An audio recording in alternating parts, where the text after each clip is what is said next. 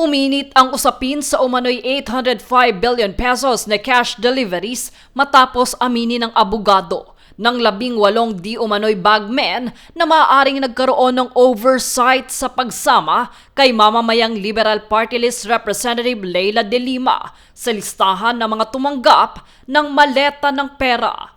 Habang inihayag ni Senator Panfilo-Fing Lacson na sisimulan ang masusing beripikasyon sa mga alegasyon.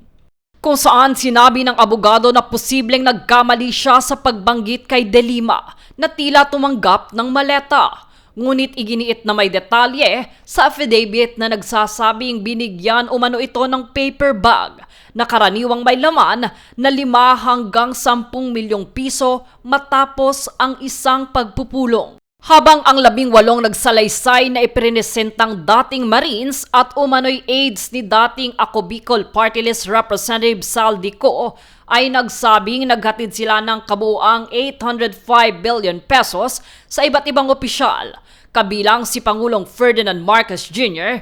at mariing pinabulaanan ito ng Malacanang at ng ilang mambabatas. Samantala, inihag naman ni Senator Lacson na rerepasuhin muna ang pinagmulan at kredibilidad ng impormasyon bago ang formal na investigasyon ng Senate Blue Ribbon Committee kasunod ng paghahain ni Senator Amy Marcos ng Senate Resolution 317. Sumulat na rin si Senator Lacson sa Philippine Navy at Philippine Army upang beripikahin ang serbisyo at background ng 18 di umano'y ex-Marines. Ito ay sa gitna ng ulat na may ilan umanong dishonorably discharged at may ilan na hindi naman miyembro ng Navy. Question din ng senador ang pagkwenta sa halaga ng alegasyon.